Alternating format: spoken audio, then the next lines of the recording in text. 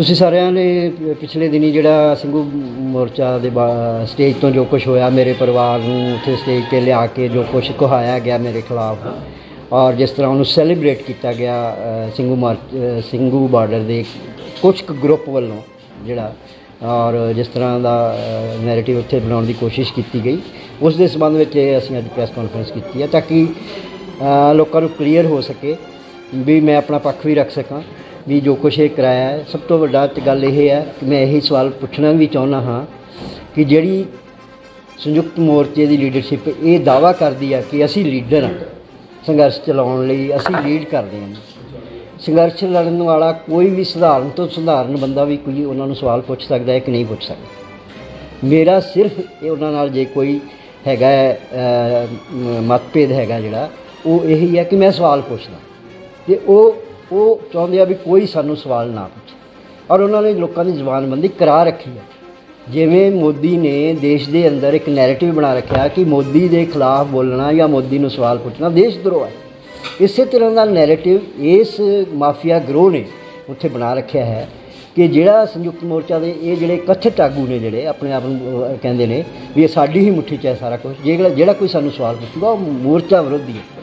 ਇਹ ਹੋ ਨਹੀਂ ਸਕਦਾ ਕਦੇ। ਮੋਰਚੇ ਦੇ ਨਾਲ ਤੇ ਸਾਰੀ ਦੁਨੀਆ ਜੁੜੀ ਹੋਈ ਹੈ, ਅਤੇ ਸਾਰੀ ਦੁਨੀਆ ਜਿਹੜੀ ਆ ਉਹ ਕੋਈ ਰਾਜੇਵਾਲ ਨਾਲ ਥੋੜ੍ਹੀ ਜੁੜੀ ਹੋਈ ਆ ਜਾਂ 5-7 ਲੋਕਾਂ ਨਾਲ ਥੋੜ੍ਹੀ ਜੁੜੀ ਹੋਈ ਹੈ। ਅਤੇ ਸਵਾਲ ਪੁੱਛਣ ਦਾ ਹਰ ਕਿਸੇ ਦਾ ਅਧਿਕਾਰ ਹੈ। ਜੇ ਅਸੀਂ ਮੋਰਚਾ ਲੜ ਰਹੇ ਹਾਂ, ਪਿਛਲੇ 9 ਮਹੀਨਿਆਂ 'ਚ ਅਸੀਂ ਉੱਥੇ ਬੈਠੇ ਹਾਂ, ਅਸੀਂ ਸਾਰਾ ਕੁਝ ਸਫ਼ਰ ਕਰ ਰਹੇ ਹਾਂ, ਅਤੇ ਕਿ ਅਸੀਂ ਆਪਣੇ ਆਗੂ ਨੂੰ ਇਹ ਵੀ ਨਹੀਂ ਪੁੱਛ ਸਕਦੇ ਵੀ ਇਸ ਮੋਰਚੇ ਦਾ ਬਣਿਆ ਕੀ ਆ, ਇਹਦਾ ਬਣੂਗਾ ਕੀ। ਇਹ 9 ਮਹੀਨੇ ਜਿਹੜੇ ਲੰਘੇ ਆ ਇਹਦੇ ਲਈ ਜ਼ਿੰਮੇਵਾਰ ਕੌਣ ਆ? ਜੇ ਮੋਰਚਾ ਜਿਹੜਾ ਹੈ, ਜੇ ਕਰਨਾਲ ਵਿੱਚ ਲੋਕ ਲੱਖਾਂ ਦੀ ਗਿਣਤੀ ਵਿੱਚ ਇਕੱਠੇ ਹੁੰਦੇ ਨੇ, ਜੇ ਦਿੱਲੀ ਵਿੱਚ ਮੁਜ਼ੱਫਰਨਗਰ 5 ਲੱਖ ਦਾ ਇਕੱਠ ਮੋਰਚੇ ਦੇ ਕਾਲ 'ਤੇ ਆ ਸਕਦਾ, ਅਤੇ ਫਿਰ ਮੋਰਚੇ ਦੀ ਕਾਲ 'ਤੇ ਜਿਨ੍ਹਾਂ ਨਾਲ ਸਾਡੀ ਲੜਾਈ ਆ ਦਿੱਲੀ ਵਾਲਿਆਂ ਨਾਲ, ਫਿਰ ਮੋਰਚਾ ਸਾਨੂੰ ਦਿੱਲੀ ਕਿਉਂ ਨਹੀਂ ਲੈ ਕੇ ਜਾਂਦਾ? ਜੇ ਕੋਈ ਸਵਾਲ ਪੁੱਛਦਾ ਤਾਂ ਪੋਲੀਟੀਕਲ ਆਪਣੀ ਗੇਮ ਖੇਡੀ ਜਾਓ, ਪਰ ਜਿਨ੍ਹਾਂ ਨਾਲ ਸਾਡੀ ਲੜਾਈ ਆ, ਆਮ ਜਿਹੜਾ ਮੋਰਚਾ ਲੜ ਰਿਹਾ ਉਹਦੀ ਤਾਂ ਲੜਾਈ ਦਿੱਲੀ ਨਾਲ ਹੈ। ਜੇ ਇਹਨਾਂ ਆਗੂਆਂ ਦੀ ਦਿੱਲੀ ਨਾਲ ਕੋਈ ਸੈਟਲਮੈਂਟ ਆ, ਅਤੇ ਉਹ ਮੋਰਚਾ ਲੜ ਰਿਹਾ ਲੋਕਾਂ ਦੀ ਤਾਂ ਕੋਈ ਸੈਟਲਮੈਂਟ ਨਹੀਂ। ਉਹ ਤਾਂ ਇਹਦਾ ਰਿਜ਼ਲਟ ਜਾਣਨਾ ਚਾਹੁੰਦੇ ਆ, ਕਾਰਨ ਜਾਣਨਾ ਚਾਹੁੰਦੇ ਆ। ਹਾਂਜੀ, ਅਤੇ ਜੇ ਤੁਸੀਂ ਕਾਰਨ ਪੁੱਛਦੇ ਹੋ ਤਾਂ ਤੁਸੀਂ ਮੋਰਚਾ ਵਿਰੋਧੀ ਹੋ ਜਾਂਦੇ, ਤੁਹਾਨੂੰ ਮੋਰਚਾ ਤੋੜਨ ਵਾਲਿਆਂ ਦੀ ਕਤਾਰ 'ਚ ਖੜ੍ਹਾ ਕਰ ਦਿੱਤਾ ਜਾਂਦਾ, ਤੁਹਾਡੇ ਖਿਲਾਫ ਫਤਵੇ ਜਾਰੀ ਕੀਤੇ ਜਾਂਦੇ ਆ, ਔਰ ਗਿਰਾਵਟ ਦੀ ਹੱਦ ਵੇਖ ਲਓ ਵੀ ਜਾ ਕੇ ਪਰਿਵਾਰ ਨੂੰ ਲਿਆ ਕੇ ਸਟੇਜ 'ਤੇ ਖੜ੍ਹਾ ਕਰ ਲਿਆ ਜਾਂਦਾ, ਜਿਹੜਾ ਪਰਿਵਾਰਿਕ ਮਸਲਾ ਹੈ, ਜਿਹੜਾ ਕੋਈ ਬਹੁਤ ਵੱਡਾ ਮਸਲਾ ਹੈ ਵੀ ਨਹੀਂ। ਵੀ ਉਹ ਕੋਈ ਜਿਹੜੇ ਮੇਰੇ 'ਤੇ ਉਹ ਇਲਜ਼ਾਮ ਲਾ ਕੇ ਗਿਆ, ਲਾ ਕੇ ਕੀ ਗਿਆ? ਸਿਰਫ ਕਹਿ ਕੇ ਤਾਂ ਇਹੀ ਗਿਆ ਨਾ ਵੀ ਮੈਂ ਆਪਣਾ ਪਰਿਵਾਰ ਜਿਹੜਾ ਆਪਣੇ ਦਮ 'ਤੇ ਪਾਲਿਆ ਜੀ, ਅਤੇ ਮੇਰੇ ਪਿਓ ਨੇ ਮੈਨੂੰ 5 ਰੁਪਈਆਂ ਦੀ ਵੀ ਕਦੀ ਸਪੋਰਟ ਨਹੀਂ ਕੀਤੀ, ਅਤੇ ਜਦੋਂ ਮੈਂ ਉਹਨੂੰ ਆਪਣੀ ਜ਼ਮੀਨ ਦੇ ਦਿੱਤੀ ਆ, ਘਰ ਦੇ ਦਿੱਤਾ ਹੈ, ਅਤੇ ਪਰਿਵਾਰ ਪਾਲਣਾ ਤਾਂ ਫਿਰ ਉਸੇ ਦੀ ਜ਼ਿੰਮੇਵਾਰੀ ਹੈ ਨਾ। ਅਤੇ ਮੈਂ ਇਸ ਤੋਂ ਇਲਾਵਾ ਫਿਰ ਕੋਈ ਡਾਕੇ ਮਾਰ ਕੇ ਉਹਨੂੰ ਲਿਆ ਕੇ ਦੇਵਾਂ? ਜਿਹੜੇ ਲੀਡਰਾਂ ਨੇ ਮਾਰੇ ਆਪਣੇ ਡਾਕੇ ਮਾਰ ਕੇ ਆਪਣੇ ਪਰਿਵਾਰ ਨੂੰ ਦਿੱਤੇ, ਉਹ ਉਹਨਾਂ ਦੇ ਪਰਿਵਾਰ ਉਹਨਾਂ ਦੇ ਨਾਲ ਨੇ, ਕਿਉਂਕਿ ਮੈਂ 40 ਸਾਲ ਤੋਂ ਜਿਹੜਾ ਸੰਘਰਸ਼ ਦੇ ਵਿੱਚ ਹਾਂ, ਮੈਂ 5 ਰੁਪਈਆ ਉਹਦੇ ਪਰਿਵਾਰ ਨੂੰ ਨਹੀਂ ਲਿਜਾ ਕੇ ਦਿੱਤੇ, ਨਹੀਂ ਸਾਬਤ ਕਰ ਸਕਦੇ ਇਹ ਕੋਈ, ਅਤੇ ਫਿਰ ਇਹ ਮੇਰਾ ਕਸੂਰ ਹੈ? ਮਤਲਬ ਇਹ ਸਾਰੀਆਂ ਚੀਜ਼ਾਂ ਸੀ ਜਿਨ੍ਹਾਂ ਨੂੰ ਕਲੀਅਰ ਕਰਨਾ ਜ਼ਰੂਰੀ ਹੈ। ਹਾਲਾਂਕਿ ਮੈਂ ਬਹੁਤ ਸਾਰੀਆਂ ਚੀਜ਼ਾਂ ਅਜੇ ਵੀ ਨਹੀਂ ਕਹਿਣਾ ਚਾਹੁੰਦਾ, ਕਿਉਂਕਿ ਮੇਰਾ ਪਰਿਵਾਰਕ ਮੈਟਰ ਹੈ, ਪਰ ਇਹਨਾਂ ਨੂੰ ਮੇਰੇ ਸਵਾਲ ਜਿਹੜੇ ਹੈਗੇ ਇਹਨਾਂ ਨੂੰ ਜਵਾਬ ਦੇਣੇ ਪੈਣਗੇ। ਮੈਂ ਭੱਜ ਕੇ ਨਹੀਂ ਜਾਣ ਦੇਣਾ। ਇਹ ਸਮਝਦੇ ਆ ਨਾ ਵੀ ਅਸੀਂ ਇਹਦੇ 'ਤੇ ਆਹ ਅਟੈਕ ਕਰਾ ਲਿਆ ਅਤੇ ਇਹਦਾ ਮੂੰਹ ਬੰਦ ਹੋ ਜਾਊਗਾ। ਉੱਥੇ ਜਾਵਾਂਗੇ ਸਿੰਘੂ ਬਾਰਡਰ, ਅੱਜ ਸ਼ਾਮ ਨੂੰ ਹੀ ਚਲਾ ਜਾਵਾਂਗਾ, ਉੱਥੇ ਹੀ ਰਹੂੰਗਾ ਜਿੱਤਣ ਤੱਕ ਰਹੂੰਗਾ, ਜਿੰਨੀਆਂ ਵੀ ਇਹਨਾਂ ਦੀਆਂ ਸਾਜ਼ਿਸ਼ਾਂ ਨੰਗਾ ਕਰਾਂਗਾ। ਅਤੇ ਮੈਨੂੰ ਇਹ ਤਜਰਬਾ ਹੈ 50 ਸਾਲ ਦਾ ਵੀ ਜਿਨ੍ਹਾਂ ਨੇ ਵੀ ਅੰਦੋਲਨ ਵੇਚਿਆ, ਮੈਂ ਉਹਨਾਂ ਦੀਆਂ ਸਾਰਿਆਂ ਦੀਆਂ ਪੈੜਾਂ ਨੰਗੀਆਂ ਕਰਕੇ ਲੋਕਾਂ ਦੇ ਸਾਹਮਣੇ ਰੱਖਿਆ। ਮੇਰਾ ਇਹ ਤਜਰਬਾ। ਔਰ ਉਸ ਕਿਤਾਬ ਦਾ ਜ਼ਿਕਰ ਜਤਿੰਦਰ ਪੰਨੂ ਆ, ਉਹ ਮੇਰੇ ਖਿਲਾਫ ਕਰਨ ਦੀ ਕੋਸ਼ਿਸ਼ ਕਰਦਾ। ਜਤਿੰਦਰ ਪੰਨੂ ਨੂੰ ਕਹੋ ਵੀ ਉਹ ਕਿਤਾਬ ਜਿਹੜੀ ਆ ਉਹ ਪੜ੍ਹ ਕੇ ਲੋਕਾਂ ਨੂੰ ਸੁਣਾ ਦੇਵੇ ਨਾ, ਉਹਦੇ ਵਿੱਚ ਕੀ ਗਲਤ ਹੈ। 2006 ਤੋਂ ਉਹ ਕਿਤਾਬ ਪਈ ਹੈ ਬਾਜ਼ਾਰ ਦੇ ਵਿੱਚ, ਕਿੰਨੇ ਸਾਲ ਹੋ ਗਏ? 14 ਸਾਲ। ਅਤੇ ਜੇ ਮੈਂ ਉਹਦੇ 'ਚ ਕੋਈ ਗਲਤ ਕੀਤਾ ਹੁੰਦਾ, ਗਲਤ ਲਿਖਿਆ ਹੁੰਦਾ, ਤਾਂ ਮੇਰਾ ਕੋਈ ਗੱਲ ਨਾ ਫੜਦਾ ਆਣ ਕੇ। ਸੋ ਇਹ ਸਾਰੀਆਂ ਚੀਜ਼ਾਂ ਨੇ। ਮੇਰੇ ਸਵਾਲ ਬਿਲਕੁਲ ਜੈਨੂਅਨ ਨੇ। ਮੋਰਚੇ ਨਾਲ ਮੈਂ ਜੀ ਜਾਨ ਨਾਲ ਆ। ਮੋਰਚਾ ਸਭ ਤੋਂ ਵੱਧ ਜਿਹੜੀ ਆ ਮੋਰਚੇ ਦੇ ਵਿੱਚ ਯੋਗਦਾਨ, ਜਿਹੜੀ ਕੁਰਬਾਨੀ ਆ ਮੇਰੇ ਪਰਿਵਾਰ ਦੀ ਆ, ਔਰ ਮੈਂ ਉਸ ਮੋਰਚੇ ਨੂੰ ਕਿਸੇ ਕੀਮਤ 'ਤੇ ਨਾ ਵਿਕਣ ਦੇਵਾਂਗਾ, ਨਾ ਉਜਾੜਨ ਦੇਵਾਂਗਾ। ਜਿਹੜੇ ਉਜਾੜਨ ਦੀ ਨੀਤ ਨਾਲ ਉਹਨੂੰ ਬੈਠੇ ਨੇ ਉੱਥੇ, ਲਗਭਗ ਉਜਾੜ ਚੁੱਕੇ ਨੇ। ਜਿਹੜਾ ਜੋਗਿੰਦਰ ਯਾਦਵ ਉੱਥੇ ਖੜਾ ਹੋ ਕੇ ਕਹਿੰਦਾ ਸੀ ਹਰਿਆਣੇ, ਕਹਿੰਦੇ ਜੀ ਤੁਸੀਂ ਕਹਿੰਦੇ ਆ ਜੋ ਉਹ ਲੋਕ ਦੇਖ ਲੈ ਜੋ ਕਹਤੇ ਹੈ ਕਿ ਮੋਰਚਾ ਕਮਜ਼ੋਰ ਪੜ ਗਿਆ ਹੈ। ਉਹਦੀ ਆਪਦੀ ਸਟੇਜ ਦਾ ਮੈਂ ਸਰਵੇ ਕਰਵਾਇਆ, ਰਾਜਸਥਾਨ ਜਿਸ ਬਾਰਡਰ 'ਤੇ ਬੈਠਾ ਹੈ, 96 ਬੰਦੇ ਆ ਉੱਥੇ। ਅਤੇ ਇਹੀ ਤਾਂ ਸਾਡਾ ਰੌਲਾ ਹੈ ਵੀ ਜਿੱਥੇ ਸਾਡੀ ਲੜਾਈ ਆ ਉੱਥੇ ਨਾ ਬੰਦੇ ਹੈ, ਨਾ ਕੋਈ ਪ੍ਰੈਸ਼ਰ ਹੈਗਾ। ਤੁਸੀਂ ਲੋਕਾਂ ਨੂੰ ਹਰਿਆਣੇ, ਯੂਪੀ, ਕਲਕੱਤੇ ਕਦੀ ਇੱਧਰ ਉੱਧਰ ਭਜਾਈ ਫਿਰਦੇ ਹੋ, ਉਹਨਾਂ ਦੀ ਐਨਰਜੀ ਲਵਾਉਂਦੇ ਹੋ, ਉਹਨਾਂ ਦੇ ਪੈਸੇ ਲਵਾਉਂਦੇ ਹੋ, ਅਤੇ ਉਹਦਾ ਹਾਸਲ ਤਾਂ ਦੱਸੋ ਕੀ ਹੈ? ਵੀ ਉਹਦਾ ਹਾਸਲ ਕੀ ਹੈ 9 ਮਹੀਨਿਆਂ ਦੇ ਵਿੱਚ? ਤੇ ਤੁਸੀਂ ਐਵੇਂ ਲੋਕਾਂ ਨੂੰ ਭਜਾਈ ਫਿਰੋਗੇ ਕਿ ਆਪਦੀ ਰਾਜਨੀਤੀ ਕਰੀ ਜਾਓਗੇ, ਇਹੋ ਕੁਛ ਕਰੀ ਜਾਓਗੇ ਲੋਕਾਂ ਦੇ ਕਰਨਾਲ ਦੇ ਵਿੱਚ 100% ਉਦੋਂ ਲੋਕ ਚਾਹੁੰਦੇ ਸੀਗੇ ਵੀ ਅਗਲਾ ਸਾਨੂੰ ਦਿਓ ਪ੍ਰੋਗਰਾਮ, ਦਿਓ ਦਿੱਲੀ ਜਾਣ ਨੂੰ, ਮੰਗਦੇ ਸੀ ਪ੍ਰੋਗਰਾਮ। ਔਰ ਇਹਨਾਂ ਨੂੰ ਸਟੇਜ 'ਤੇ ਖੜ੍ਹ ਕੇ ਸਹੁੰ ਖਾਉਣੀਆਂ ਪਈਆਂ ਆਡੀਅנס ਨੂੰ ਵੀ ਜੋ ਕੁਛ ਅਸੀਂ ਕਹਾਂਗੇ ਤੁਸੀਂ ਉਹ ਮੰਨੋਗੇ, ਸਹੁੰ ਖਾਓ ਪਹਿਲਾਂ। ਇਹਨਾਂ ਨੂੰ ਪਤਾ ਸੀ ਨਾ ਆਪਦੀ ਔਕਾਤ ਦਾ, ਫਿਰ ਵੀ ਜੋ ਕੁਛ ਅਸੀਂ ਕਹਿਣਾ ਲੋਕਾਂ ਨੇ ਮੰਨਣਾ ਨਹੀਂ। ਤਾਂ ਇਹੀ ਡਰ ਸੀ ਨਾ ਜਿਸ ਕਰਕੇ ਸਹੁੰ ਖਵਾਉਂਦੇ ਸੀਗੇ।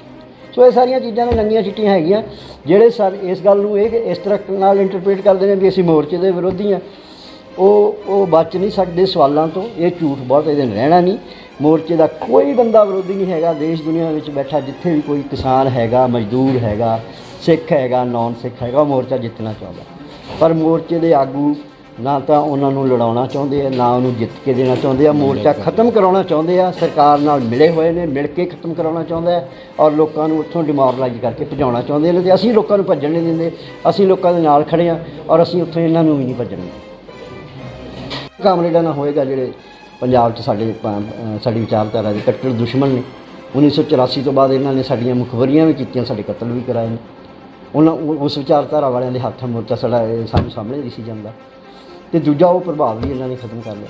ਅਤੇ ਹੁਣ ਇਹਨੂੰ ਸਮੇਟਣ ਵਾਸਤੇ ਫਿਰ ਜੇ ਇਹ ਸਰਕਾਰ ਨਾਲ ਸਮਝੌਤਾ ਇੰਪਲੀਮੈਂਟ ਹੁੰਦਾ ਅਤੇ ਉਹ ਇੱਕ ਜਿਹੜਾ ਨੈਰੇਟਿਵ ਬਣ ਗਿਆ ਹੈ ਕਿ ਕਾਮਰੇਡਾਂ ਦੇ ਹੱਥ ਮੋਰਚਾ ਹਾਈਜੈਕ ਹੋਇਆ, ਉਹ ਨੈਰੇਟਿਵ ਕਿਵੇਂ ਤੋੜਿਆ ਜਾਵੇ।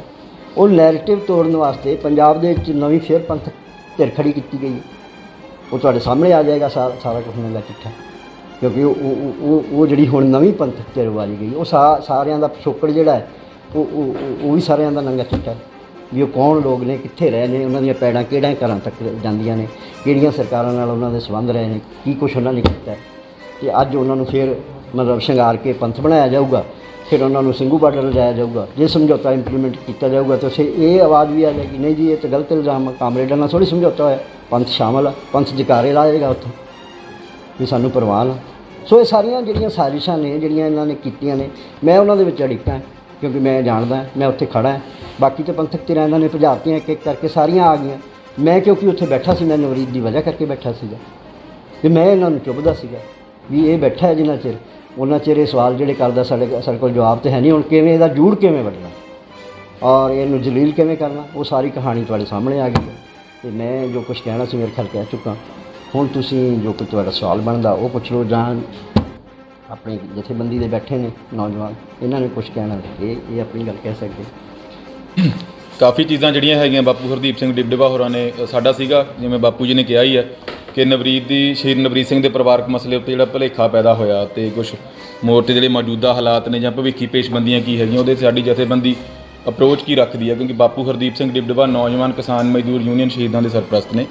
ਪ੍ਰੋਫੈਸਰ ਹਰਜਿੰਦਰ ਸਿੰਘ ਬੈਠੇ ਨੇ, ਸੂਬਾ ਕਮੇਟੀ ਮੈਂਬਰ ਨੇ, ਪ੍ਰੋਫੈਸਰ ਪ੍ਰਭਜੋਤ ਸਿੰਘ, ਮੈਂ ਸੂਬਾ ਕਮੇਟੀ ਮੈਂਬਰ ਹਾਂ। ਵੀ ਇਹਦੇ ਉੱਤੇ ਚੀਜ਼ਾਂ ਜਿਹੜੀਆਂ ਨੇ ਉਹਦੇ 'ਤੇ ਅਸੀਂ ਆਪਣਾ ਪੱਖ ਜਿਹੜਾ ਹੈਗਾ ਉਹ ਨਵਰੀਤ ਦੇ ਪਰਿਵਾਰਕ ਮਸਲੇ ਦੇ ਉੱਤੇ ਜਿਹੜਾ ਭੁਲੇਖਾ ਪਿਆ ਉਹਦੇ ਉੱਤੇ, ਔਰ ਮੋਰਚੇ ਦੇ ਮੌਜੂਦਾ ਹਾਲਾਤ ਔਰ ਮੋਰਚੇ ਦੀ ਭਵਿੱਖੀ ਪੇਸ਼ਬੰਦੀ ਜਥੇਬੰਦੀ ਵੱਲੋਂ ਕੀ ਅਸੀਂ ਉਹਦੇ ਬਾਰੇ ਗੱਲਬਾਤ ਜਿਹੜੀ ਮੋਟੇ ਰੂਪ ਦੇ ਵਿੱਚ ਬਾਪੂ ਜੀ ਨੇ ਤੁਹਾਨੂੰ ਕਲੀਅਰ ਕੀਤੀ ਹੈ। ਔਰ ਜਥੇਬੰਦੀ ਸ਼ਹੀਦ ਨਵਰੀਤ ਸਿੰਘ, ਅੱਜ ਸਾਡਾ ਇੱਕ ਨੁਕਾਤੀ ਮਸਲਾ ਮੋਟੇ ਰੂਪ ਦੇ ਵਿੱਚ ਹੈਗਾ ਜਿਹੜਾ ਉਹ ਸ਼ਹੀਦ ਨਵਰੀਤ ਸਿੰਘ ਦੀ ਸ਼ਹਾਦਤ ਦੇ ਮਸਲੇ ਉੱਤੇ ਜੋ ਗੱਲਬਾਤ ਹੈਗੀ ਉਹ, ਔਰ ਜਥੇਬੰਦੀ ਜਿਹੜੀ ਹੈਗੀ ਆ ਉਹ ਨਵਰੀਤ ਸਿੰਘ ਦੀ ਸ਼ਹਾਦਤ ਦੇ ਵਿਸ਼ੇਸ਼ ਪ੍ਰਸੰਗ ਦੇ ਵਿੱਚ ਸੰਯੁਕਤ ਕਿਸਾਨ ਮੋਰਚੇ ਤੋਂ ਕੁਛ ਸਪਸ਼ਟੀਕਰਨ ਜਿਹੜੇ ਹੈਗੇ ਉਹ ਮੰਗਣਾ ਚਾਹੁੰਦੀ ਹੈ। ਉਹ ਰਿਟਨ ਦੇ ਵਿੱਚ ਮੈਂ ਇਕੱਲੇ ਤੁਹਾਨੂੰ ਪੜ੍ਹ ਕੇ ਸੁਣਾ ਦਿੰਦਾ। ਤੁਸੀਂ ਤੁਹਾਡੇ ਮਾਧਿਅਮ ਦੇ ਰਾਹੀਂ, ਪ੍ਰੈਸ ਦੇ ਮਾਧਿਅਮ ਦੇ ਰਾਹੀਂ ਅਸੀਂ ਇਹ ਸਪਸ਼ਟੀਕਰਨ ਜਿਹੜੇ ਆ ਉਹ ਸੰਯੁਕਤ ਕਿਸਾਨ ਮੋਰਚੇ ਦੀ ਜਿਹੜੀ ਲੀਡਰਸ਼ਿਪ ਤੋਂ ਪੁੱਛਣੇ ਚਾਹੁੰਦੇ ਹੈਗੇ ਹਾਂ। ਪਹਿਲਾ ਸਾਡਾ ਹੈਗਾ ਵੀ ਸਾਡੀ 7.5 ਮਹੀਨੇ ਲਗਭਗ ਨਵਰੀਤ ਦੀ ਸ਼ਹਾਦਤ ਨੂੰ ਹੋ ਚੁੱਕੇ ਆ। ਸੰਯੁਕਤ ਕਿਸਾਨ ਮੋਰਚੇ ਨੇ ਅਜੇ ਤੱਕ ਆਪਣਾ ਇਹਦੇ 'ਤੇ ਪੱਖ ਸਪਸ਼ਟ ਨਹੀਂ ਕੀਤਾ ਕਿ ਉਹ ਮੌਤ ਟਰੈਕਟਰ ਪਲਟਣ ਨਾਲ ਹੋਈ ਹੈ ਕਿ ਉਹ ਪੁਲਿਸ ਦੀ ਗੋਲੀ ਨਾਲ ਹੋਈ ਹੈ। ਕਿਉਂਕਿ ਵਾਰਸ ਕਿਹਨੂੰ ਠਹਿਰਾਓਗੇ? ਜੇ ਤਾਂ ਟਰੈਕਟਰ ਪਲਟਣ ਨਾਲ ਹੋਈ ਹੈ ਫਿਰ ਤਾਂ ਠੀਕ ਆ, ਉਹ ਐਕਸੀਡੈਂਟ ਆ ਉਹ। ਅਤੇ ਜੇ ਤੁਸੀਂ ਦਿੱਲੀ ਪੁਲਿਸ, ਜਦੋਂ ਸਾਡਾ ਮੰਨਣਾ ਇਹ ਆ, ਦੁਨੀਆ ਕਹਿੰਦੀ ਹੈ ਪਕਾਰ ਕੇ ਕਿ ਦਿੱਲੀ ਪੁਲਿਸ ਨੇ ਗੋਲੀ ਮਾਰੀ ਹੈ, ਇੱਥੋਂ ਗੋਲੀ ਵੱਜੀ ਹੈ, ਇੱਥੋਂ ਬਾਹਰ ਨਿਕਲੀ ਹੈ। ਪੋਸਟਮਾਰਟਮ ਦੀ ਰਿਪੋਰਟ ਕਹਿੰਦੀ ਹੈ ਕਿ ਇੱਥੋਂ ਕੋਈ ਚੀਜ਼ ਐਂਟਰ ਕੀਤੀ ਔਰ ਬ੍ਰੇਨ ਮੈਟਲ ਲੈ ਕੇ ਬਾਹਰ ਨਿਕਲ ਗਈ। ਉਹ ਕਿਹੜੀ ਚੀਜ਼ ਆ ਫਿਰ ਜਿਹੜੀ ਇੱਥੋਂ ਜਾਂਦੀ ਹੈ ਅਤੇ ਬ੍ਰੇਨ ਮੈਟਲ ਲੈ ਕੇ ਬਾਹਰ ਨਿਕਲ ਜਾਂਦੀ ਹੈ? ਫਿਰ ਕਾਤਲ ਨਿਰਧਾਰਿਤ ਹੁੰਦੀ ਹੈ ਦਿੱਲੀ ਪੁਲਿਸ, ਤਾਂ ਦਿੱਲੀ ਪੁਲਿਸ ਨੂੰ ਅਸੀਂ ਮੰਨਦੇ ਹਾਂ ਕਿ ਕਾਤਲ ਆ ਉਹ। ਪਰ ਸੰਯੁਕਤ ਕਿਸਾਨ ਮੋਰਚੇ ਨੇ ਹਜੇ ਤੱਕ ਜੇ ਕਿਸੇ ਵੀ ਪ੍ਰੈਸ ਕਾਨਫਰੰਸ 'ਚ, ਕਿਸੇ ਸਪੀਚ ਦੇ ਵਿੱਚ, ਕਿਸੇ ਵੀ ਆਗੂ ਨੇ ਹੁਣ ਤੱਕ ਕਿਸੇ ਵੀ ਥਾਂ ਦੇ ਉੱਤੇ ਇਹ ਸਪਸ਼ਟ ਨਹੀਂ ਕੀਤਾ ਕਿ ਉਹ ਇਹਦੇ ਉੱਤੇ ਕੀ ਅਪਰੋਚ ਆ ਉਹਨਾਂ ਦੀ, ਕਿ ਟਰੈਕਟਰ ਪਲਟਣ ਦੇ ਨਾਲ ਹੋਈ ਹੈ ਜਾਂ ਉਹ ਗੋਲੀ ਨਾਲ ਮੰਨਦੇ ਨੇ। ਉਹ ਸਪਸ਼ਟ ਕਰਨ ਇਸ ਗੱਲ ਦੇ ਉੱਤੇ, ਸਾਡਾ ਪਹਿਲਾ ਸਵਾਲ ਹੈ। ਦੂਸਰਾ, 26 ਜਨਵਰੀ ਨੂੰ ਨਵਰੀਤ ਸਿੰਘ ਦੀ ਸ਼ਹਾਦਤ ਵਾਲੇ ਦਿਨ ਸੰਯੁਕਤ ਕਿਸਾਨ ਮੋਰਚੇ ਦਾ ਕੋਈ ਵੀ ਆਗੂ ਨਵਰੀਤ ਸਿੰਘ ਦੀ ਲਾਸ਼ ਨੂੰ ਸੰਭਾਲਣ ਉਹਦਾ ਪੋਸਟਮਾਰਟਮ ਕਰਵਾਉਣ, ਉਹਦਾ ਸੰਸਕਾਰ ਕਰਨ ਵੇਲੇ ਉਹਦੀ ਲਾਸ਼ ਦਾ ਵਾਰਸ ਕਿਉਂ ਨਹੀਂ ਬਣਿਆ? ਉਹ ਲਵਾਰਸ ਸੀ ਲਵਾਰਸ ਰਾਸ਼ ਜਿਹੜੀ ਆ ਉਹ ਰੁਲਦੀ ਰਹੀ। ਬਾਅਦ ਦੇ ਵਿੱਚ ਲੋਕਾਂ ਨੇ ਉਹਨੂੰ ਸੰਭਾਲਿਆ ਤੇ ਬਾਅਦ 'ਚੋਂ ਪਰਿਵਾਰ ਕੋਲ ਪਹੁੰਚੀ। ਪੋਸਟਮਾਰਟਮ ਜਿਹੜਾ ਦਿੱਲੀ 'ਚ ਹੋਣਾ ਚਾਹੀਦਾ ਸੀ ਜਾ ਕੇ ਉਹ ਉੱਥੇ ਹੋਇਆ ਜੀ, ਰਾਮਪੁਰ ਹੋਇਆ ਜਾ ਕੇ, ਔਰ ਉਹ ਰੁਲੀ ਤੇ ਉਹ ਜੇ ਉਹ ਵਾਰਸ ਕੋਈ ਨਹੀਂ ਬਣਿਆ ਤਾਂ ਕਰਕੇ ਹੋਇਆ ਇਹ ਸਾਰਾ ਕੁਝ। ਉਹਦੇ ਵਾਰਸ ਕਿਉਂ ਨਹੀਂ ਬਣੇ ਉਸ ਦਿਨ? ਦੂਜਾ ਸਵਾਲ ਹੈ ਜੀ। ਤੀਜਾ, ਫਰਵਰੀ 2021 ਦੇ ਪਹਿਲੇ ਹਫ਼ਤੇ ਮੋਰਚੇ ਦੇ ਜ਼ਿੰਮੇਵਾਰ ਆਗੂ ਬਲਬੀਰ ਸਿੰਘ ਰਾਜੇਵਾਲ ਨੂੰ ਸ਼ਹੀਦ ਨਵਰੀਤ ਸਿੰਘ ਦੀ ਮੌਤ ਦੇ ਵਿੱਚ ਪ੍ਰਸੰਗ ਵਿੱਚ ਪੁੱਛੇ ਸਵਾਲ ਦੇ ਜਵਾਬ ਵਿੱਚ ਉਹਨਾਂ ਵੱਲੋਂ ਨਵਰੀਤ ਦੀ ਮੌਤ ਬਾਰੇ ਜਾਣਦਿਆਂ ਹੋਇਆਂ ਵੀ ਅਣਜਾਣਤਾ ਪ੍ਰਗਟਾਈ ਅਣਜਾਣਤਾ ਬਾਰੇ ਸੰਯੁਕਤ ਕਿਸਾਨ ਮੋਰਚਾ ਆਪਣਾ ਪੱਖ ਸਪਸ਼ਟ ਕਰੇ। ਫਰਵਰੀ ਦੇ ਪਹਿਲੇ ਹਫ਼ਤੇ ਜਦੋਂ ਪ੍ਰੈਸ ਨੇ ਬਲਬੀਰ ਸਿੰਘ ਰਾਜੇਵਾਲ ਹੋਰਾਂ ਨੂੰ ਪੁੱਛਿਆ ਸੀਗਾ, ਇਹ ਰਿਕਾਰਡਡ ਆ, ਸਾਰਿਆਂ ਨੂੰ, ਤੁਹਾਨੂੰ ਪ੍ਰੈਸ ਕਰਮੀਆਂ ਨੂੰ ਖਾਸ ਤੌਰ 'ਤੇ ਇਸ ਗੱਲ ਦਾ ਪਤਾ ਹੈ ਕਿ ਜਦੋਂ ਉਹਨਾਂ ਨੂੰ ਪੁੱਛਿਆ ਗਿਆ ਸੀਗਾ ਕਿ ਇੱਕ ਨੌਜਵਾਨ ਦੀ ਮੌਤ ਹੋਈ ਹੈ ਦਿੱਲੀ ਪੁਲਿਸ ਦੀ ਗੋਲੀ ਦੇ ਨਾਲ 26 ਜਨਵਰੀ ਵਾਲੇ ਦਿਨ, ਤਾਂ ਉਹਨਾਂ ਨੇ ਕਿਹਾ ਕਿ ਮੇਰੇ ਨੋਟਿਸ 'ਚ ਨਹੀਂ ਹੈਗਾ। ਤੋ ਇਹ ਜਾਣਦਿਆਂ ਹੋਇਆਂ ਵੀ ਜਦੋਂ ਸਾਰੀ ਦੁਨੀਆ ਨੂੰ ਪਤਾ ਲੱਗ ਗਿਆ ਸੀਗਾ ਤਾਂ ਬਲਬੀਰ ਸਿੰਘ ਰਾਜੇਵਾਲ ਹੋਰਾਂ ਦੇ ਨੋਟਿਸ ਦੇ ਵਿੱਚ ਇਹ ਗੱਲ ਜੇ ਨਹੀਂ ਸੀ ਤਾਂ ਕਿਉਂ ਨਹੀਂ ਸੀਗੀ, ਤੇ ਜੇ ਸੀਗੀ ਤਾਂ ਫਿਰ ਉਹਨਾਂ ਨੇ ਇਹ ਗੱਲ ਕਿਉਂ ਕਹੀ ਕਿ ਮੇਰੇ ਨੋਟਿਸ 'ਚ ਨਹੀਂਗਾ? ਇਹ ਸਾਡਾ ਜਿਹੜਾ ਤੀਜਾ ਸਵਾਲ ਆ। ਚੌਥਾ ਸਵਾਲ ਇਹ ਹੈ ਕਿ 4 ਫਰਵਰੀ 2021 ਨੂੰ ਕਿਸਾਨ ਮਜ਼ਦੂਰ ਸੰਘਰਸ਼ ਕਮੇਟੀ ਦੀ ਸਟੇਜ 'ਤੇ ਜਦੋਂ ਨਵਰੀਤ ਸਿੰਘ ਦੀ ਅੰਤਮ ਅਰਦਾਸ ਦਾ ਭੋਗ ਪੈ ਰਿਹਾ ਸੀ ਤਾਂ ਉਸ ਵੇਲੇ ਸੰਯੁਕਤ ਮੋਰਚੇ ਦੀ ਸਿੰਘੂ ਬਾਰਡਰ ਸਟੇਜ ਤੋਂ ਬਰਾਬਰ ਚੱਲਦੇ ਰੰਗਾ ਰੰਗ ਪ੍ਰੋਗਰਾਮ ਦੇ ਕੀ ਕਾਰਨ ਸਨ? ਇਹ ਸਵਾਲ ਮੈਂ ਰਿਪੀਟ ਕਰ ਦਿੰਦਾ ਥੋੜ੍ਹਾ ਜਿਹਾ। 4 ਫਰਵਰੀ 2021 ਨੂੰ ਕਿਸਾਨ ਮਜ਼ਦੂਰ ਸੰਘਰਸ਼ ਕਮੇਟੀ ਦੀ ਸਟੇਜ ਤੋਂ ਜਦੋਂ ਨਵਰੀਤ ਸਿੰਘ ਦੀ ਅੰਤਮ ਅਰਦਾਸ ਦਾ ਭੋਗ ਪੈ ਰਿਹਾ ਸੀ ਤਾਂ ਸੰਯੁਕਤ ਮੋਰਚੇ ਦੀ ਸਿੰਘੂ ਬਾਰਡਰ ਸਟੇਜ ਤੋਂ ਬਰਾਬਰ ਚੱਲ ਰਹੇ ਰੰਗਾ ਰੰਗ ਪ੍ਰੋਗਰਾਮ ਦੇ ਕੀ ਕਾਰਨ ਸਨ? ਇੱਕ ਪਾਸੇ ਬਾਹਰਲੀ ਪਿਛਲੀ ਮਾਝੇ ਵਾਲੀ ਸਟੇਜ 'ਤੇ ਨਵਰੀਤ ਦਾ ਭੋਗ ਪੈ ਰਿਹਾ ਸੀ, ਇੱਧਰ ਭੰਗੜਾ ਪੈ ਰਿਹਾ ਸੀਗਾ। ਇਹ ਉਹ ਸਮਝਾ ਦੇਣਗੇ, ਹੋ ਸਕਦਾ ਉਹ ਭੰਗੜਾ ਹੀ ਜ਼ਰੂਰੀ ਹੋਵੇ, ਉਹ ਦੱਸ ਸਕਦੇ ਆ ਕਿ ਉਹ ਬਰਾਬਰ ਕਿਉਂ ਪੈ ਰਿਹਾ ਸੀਗਾ। ਇਹ ਵੀ ਸੁਣਨ 'ਚ ਆਇਆ ਕਿ ਉਹਨਾਂ ਨੇ ਬੇਨਤੀ ਵੀ ਕੀਤੀ ਸੀ ਆਵਾਜ਼ ਘੱਟ ਕਰ ਲਓ, ਪਰ ਆਵਾਜ਼ ਹੋਰ ਵਧਾ ਦਿੱਤੀ ਗਈ। ਇਹ ਵੀ ਸੁਣਨ 'ਚ ਆਈ ਹੈ ਗੱਲ। ਨਵਰੀਤ ਸਿੰਘ ਦੇ ਕੇਸ ਦੀ ਕਾਨੂੰਨੀ ਪੈਰਵੀ ਜੋ ਸੰਯੁਕਤ ਕਿਸਾਨ ਮੋਰਚੇ ਵੱਲੋਂ ਕਰਨੀ ਬਣਦੀ, ਅਗਲਾ ਸਵਾਲ ਹੈ ਜੀ, ਪਰ ਇਹ ਪੈਰਵੀ ਉਸ ਦਾ ਪਰਿਵਾਰ ਵਿਸ਼ੇਸ਼ ਕਰ ਨਵਰੀਤ ਸਿੰਘ ਦੇ ਦਾਦਾ ਬਾਪੂ ਹਰਦੀਪ ਸਿੰਘ ਕਰ ਰਹੇ ਹਨ। ਇਹਦੇ ਉੱਪਰ ਸੰਯੁਕਤ ਕਿਸਾਨ ਮੋਰਚਾ ਆਪਣਾ ਪੱਖ ਸਪਸ਼ਟ ਕਰੇ। ਕਾਨੂੰਨੀ ਪੈਰਵੀ ਸੰਯੁਕਤ ਮੋਰਚਾ ਨਹੀਂ ਕਰ ਰਿਹਾ। ਜੇ ਅਸੀਂ ਗਲਤ ਹਾਂ ਤਾਂ ਸਾਨੂੰ ਕਰੈਕਟ ਕਰ ਦੇਣ, ਜੇ ਕਰ ਰਹੇ ਨੇ ਤਾਂ। ਨੰਬਰ 5, ਪੰਜਵਾਂ ਸਵਾਲ, ਸ਼ਹੀਦ ਨਵਰੀਤ ਸਿੰਘ ਦੀ ਸ਼ਹਾਦਤ ਦੇ 6 ਮਹੀਨੇ ਪੂਰੇ ਹੋਣ ਉਪਰੰਤ 26 ਜੁਲਾਈ ਨੂੰ ਨੌਜਵਾਨ ਕਿਸਾਨ ਮਜ਼ਦੂਰ ਯੂਨੀਅਨ ਸ਼ਹੀਦਾਂ ਵੱਲੋਂ ਸੰਯੁਕਤ ਕਿਸਾਨ ਮੋਰਚੇ ਦੀ ਸਟੇਜ ਉੱਪਰ ਨਵਰੀਤ ਸਿੰਘ ਅਤੇ ਦਿੱਲੀ ਅੰਦੋਲਨ ਦੇ ਸਮੂਹ ਸ਼ਹੀਦਾਂ ਨੂੰ ਸਮਰਪਿਤ ਸ਼ਰਧਾਂਜਲੀ ਸਮਾਗਮ ਕਰਾਉਣ ਲਈ ਸੰਯੁਕਤ ਮੋਰਚੇ ਨੂੰ ਕੀਤੀ ਬੇਨਤੀ ਨੂੰ ਬਲਬੀਰ ਸਿੰਘ ਰਾਜੇਵਾਲ ਨੇ ਇਹ ਕਹਿ ਕੇ ਠੁਕਰਾ ਦਿੱਤਾ, ਇੱਥੇ ਤਾਂ ਰੋਜ਼ ਹੀ ਕਿਸੇ ਨਾ ਕਿਸੇ ਨੂੰ ਸ਼ਹੀਦ ਹੋਇਆ 6 ਮਹੀਨੇ ਹੋ ਜਾਂਦੇ ਹਨ, ਅਸੀਂ ਕਿਹਨੂੰ ਰੋਜ਼-ਰੋਜ਼ ਸ਼ਰਧਾਂਜਲੀ ਦਿੰਦੇ ਰਹਾਂਗੇ। ਬਲਬੀਰ ਸਿੰਘ ਰਾਜੇਵਾਲ ਹੋਰਾਂ ਦੀ ਸਟੇਟਮੈਂਟ ਹੈ, ਅਸੀਂ ਇਹਦੇ ਗਵਾਹ ਹਾਂ ਸਟੇਟਮੈਂਟ ਦੇ। ਮੋਰਚੇ ਦੇ ਸ਼ਹੀਦਾਂ ਬਾਰੇ ਆਪਣੀ ਇਸ ਪਹੁੰਚ ਉੱਪਰ ਸੰਯੁਕਤ ਮੋਰਚਾ ਆਪਣਾ ਪੱਖ ਸਪਸ਼ਟ ਕਰੇ। ਅਗਲਾ ਸਵਾਲ ਹੈ ਜੀ 6ਵਾਂ, ਨਵਰੀਤ ਸਿੰਘ ਦੀ ਸ਼ਹਾਦਤ ਦੇ 7.5 ਮਹੀਨੇ ਬਾਅਦ ਜਾ ਕੇ ਨਵਰੀਤ ਸਿੰਘ ਦੇ ਮਾਤਾ-ਪਿਤਾ ਪਹਿਲੀ ਵਾਰ ਉਸ ਦਿਨ ਸੰਯੁਕਤ ਮੋਰਚੇ ਦੀ ਸਟੇਜ ਤੇ ਆਏ ਜਿਸ ਦਿਨ ਉਹਨਾਂ ਤੋਂ ਇਹ ਅਖੌਤੀ ਬਿਆਨ ਦਿਵਾਉਣੇ ਸੀ।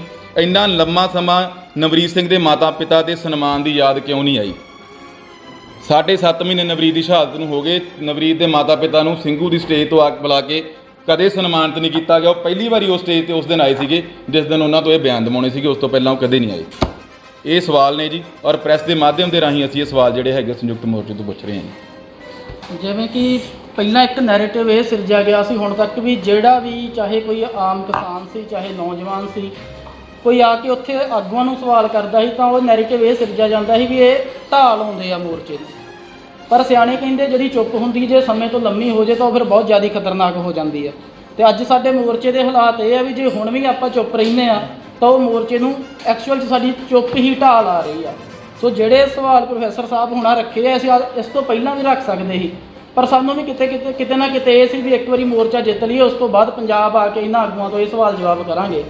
ਪਰ ਜਿਹੜਾ ਉਹਨਾਂ ਨੇ ਕਾਰਾ ਬਾਪੂ ਜੀ ਦੇ ਪਰਿਵਾਰ ਦਾ ਇੱਕ ਪਰਿਵਾਰਿਕ ਕਲੇਸ਼ ਸਟੇਜ ਦੇ ਉੱਪਰ ਲਿਆ ਕੇ ਇੱਕ ਅਨੈਤਿਕਤਾ ਭਰਿਆ ਕਾਰਨਾਮਾ ਕੀਤਾ, ਉਸ ਤੋਂ ਬਾਅਦ ਸਾਡੇ ਸਵਾਲ ਪੁੱਛਣੇ ਸਾਡਾ ਫਰਜ਼ ਬਣਦਾ। ਤੇ ਜਿਹੜੇ ਸਵਾਲ ਪ੍ਰੋਫੈਸਰ ਸਾਹਿਬ ਹੁਣਾਂ ਨੇ ਦੱਸੇ ਆ ਇਹ ਸਾਰੇ ਉਪਰੋਕਤ ਸਵਾਲ ਅਸੀਂ ਸੰਯੁਕਤ ਕਿਸਾਨ ਮੋਰਚੇ ਦੀ ਲੀਡਰਸ਼ਿਪ ਨੂੰ ਤੁਹਾਡੇ ਮਾਧਿਅਮ ਥਰੂ ਕਰਦੇ ਆ, ਔਰ ਜਲਦ ਤੋਂ ਜਲਦ ਅਸੀਂ ਉਹਨਾਂ ਨੂੰ ਅਪੀਲ ਕਰਦੇ ਆ, ਬੇਨਤੀ ਵੀ ਕਰਦੇ ਆ ਕਿ ਉਹ ਇਹਨਾਂ ਸਵਾਲਾਂ ਦੇ ਜਵਾਬ ਸਾਨੂੰ ਦੇਣ। ਇੱਕ ਜਿਹੜੇ ਸਵਾਲ ਹੈ ਅਸੀਂ ਲਿਖਤੀ ਰੂਪ ਵਿੱਚ ਉਹਨਾਂ ਦੀ ਮੀਟਿੰਗ ਵਿੱਚ ਜਾ ਕੇ ਵੀ ਜ਼ਰੂਰ ਉਹਨਾਂ ਨੂੰ ਪੁੱਛਾਂਗੇ, ਪਰ ਅਸੀਂ ਹਰ ਵਾਰ ਦੀ ਤਰ੍ਹਾਂ ਉਹਨਾਂ ਨੂੰ ਗੱਲਾਂ ਗੋਲ-ਮੋਲ ਨਹੀਂ ਕਰਨ ਦੇਣੀਆਂ, ਅਸੀਂ ਭੱਜਣ ਨਹੀਂ ਦੇਣਾ। ਜੇ ਉਹ ਸਾਡੇ ਸਵਾਲਾਂ ਦਾ ਜਵਾਬ ਨਹੀਂ ਦਿੰਦੇ ਤਾਂ ਅਸੀਂ ਦੁਬਾਰਾ ਫਿਰ ਪ੍ਰੈਸ ਕਾਨਫਰੰਸ ਕਰਕੇ ਇਹ ਜਿਹੜੇ ਸਵਾਲ ਆ ਇਹਨਾਂ ਦੀ ਗਿਣਤੀ ਵਧਾ ਕੇ ਜਿਹੜੇ ਕਿ ਕੁਝ ਸਵਾਲ ਅੱਜ ਅਸੀਂ ਵਿੱਚ ਨਹੀਂ ਰੱਖੇ ਉਹ ਦੁਬਾਰਾ ਉਹਨਾਂ ਸਾਹਮਣੇ ਰੱਖਾਂਗੇ। ਸੋ ਇੱਥੇ ਆਉਣ 'ਤੇ ਤੁਹਾਡਾ ਬਹੁਤ ਬਹੁਤ ਧੰਨਵਾਦ ਜੀ। ਜੇ ਕੋਈ ਤੁਹਾਡਾ ਸਵਾਲ ਜਵਾਬ ਹੋਣ ਤੁਸੀਂ ਕਰ ਸਕਦੇ ਹੋ।